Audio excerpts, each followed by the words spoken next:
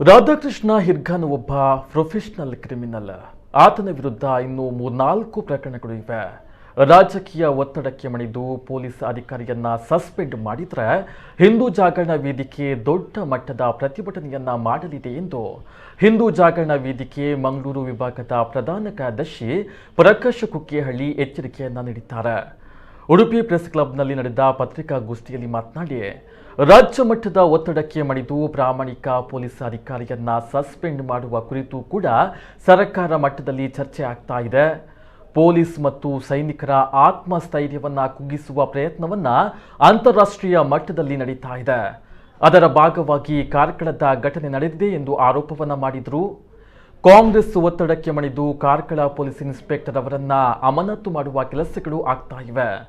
ಕಾಂಗ್ರೆಸ್ ರಾಧಾಕೃಷ್ಣ ಪರವಾಗಿ ನೀಡಿದ ಹೇಳಿಕೆ ಅಚ್ಚರಿ ತರುವಂತದ್ದಲ್ಲ. ಪಾಕಿಸ್ತಾನವನ್ನ ಬೆಂಬಲಿಸುವುದು ಕಾಂಗ್ರೆಸ್ನ ಹಳೆಯ ಚಾಳಿ ಎಂದು ಆರೋಪವನ್ನ ಮಾಡಿದರು. ಪತ್ರಿಕಾಗೋಷ್ಠಿಯಲ್ಲಿ ಜಾಗರಣ ವೇದಿಕೆಯ ಮುಖಂಡರಾದ ರಾಜೇಶ್ ಉಚ್ಚಿಲ, ಪ್ರವೀಣ್ ಹಿರೇಮಠ, ರಿಕೇಶ್ ಪಾಲನ್, ಮಹೇಶ್ ಬೈಲೂರು ಮೊದಲಾದವರು ಉಪಸ್ಥಿತರಿದ್ದರು. ಕಾಂಗ್ರೆಸ್ ನಾಯಕರು ಅವನು ಸೈನಿಕರ ವಿರುದ್ಧ, ದೇಶದ ವಿರುದ್ಧ ಈ ರೀತಿ ಅವಹೇಳನಕಾರಿಯಾಗಿ ಪೋಸ್ಟ್ಗಳನ್ನು ಹಾಕಿದ್ದನ್ನ ಯಾರು ಅದನ್ನ ಖಂಡಿಸಲಿಲ್ಲ. ಅದರಲ್ಲಿ ಸುಮ್ಮನೆ ಬಿಜೆಪಿಯನ್ನ ಎಳೆದುತ್ತಾ ಇದ್ದಾರೆ.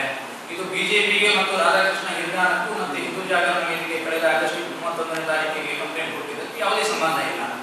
ಇವರ ರಾಜಕೀಯ ಚಟಕ್ಕೋಸ್ಕರ, ರಾಜಕೀಯ ತೀಟೆಗೋಸ್ಕರ ಇವತ್ತು ಅದನ್ನ ರಾಧಾಕೃಷ್ಣ ನಾಯಕರು ಕಾಂಗ್ರೆಸ್ನ ಕಾರ್ಯಕರ್ತ, ಇದು ಬಿಜೆಪಿ ಸರ್ಕಾರ ಸಂಘ ಪರಿವಾರದವರು ಅವರ ಮೇಲೆ, ಕಾರ್ಯಕರ್ತರ ಮೇಲೆ ದೌರ್ಜನ್ಯ ಎಸಗ್ತಾ ಇದ್ದಾರೆ ಅನ್ನುವಂಥ ಒಂದು ದೊಡ್ಡ ಪ್ರಚಾರವನ್ನ ಮಾಡ್ತಾ ಇದ್ದಾರೆ.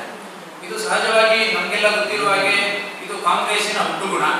ಪಾಕಿಸ್ತಾನವನ್ನ ಬೆಂಬಲಿಸುವಂಥದ್ದು, ದೇಶದ್ರೋಹಿಗಳಿಗೆ ಮನ್ನಣೆ ಕೊಡುವಂಥದ್ದು ಇದು ಕಾಂಗ್ರೆಸ್ಸಿನ ಹುಟ್ಟುಗುಣ. ಇದರಲ್ಲಿ ನಾವು ತುಂಬಾ ಏನು ಅವರಿಂದ ನಿರೀಕ್ಷೆ ಮಾಡಿ ಸಾಧ್ಯ ಇಲ್ಲ. ಏನು ರಾಜ್ಯ ಮಟ್ಟದಲ್ಲಿ ಅವರ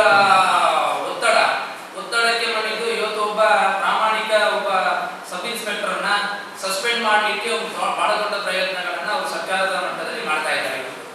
ಇವತ್ತು ಹಿಂದೂ ಜಾಗರಣ ವೇದಿಕೆ ಆಗ್ರಹ ಮಾಡುವುದೇನೆಂದ್ರೆ, ಒಂದು ಯಾವ ಒಬ್ಬ ದೇಶದ್ರೋಹಿ ಒಂದು ಫೇಸ್ಬುಕ್ ಅಕೌಂಟ್ ನಲ್ಲಿ ಸೈನಿಕರ ಬಗ್ಗೆ ತುಚ್ಛವಾಗಿ ಮಾತಾಡಿದ್ದನ್ನು ಇವರು ಸಮರ್ಥಿಸಿ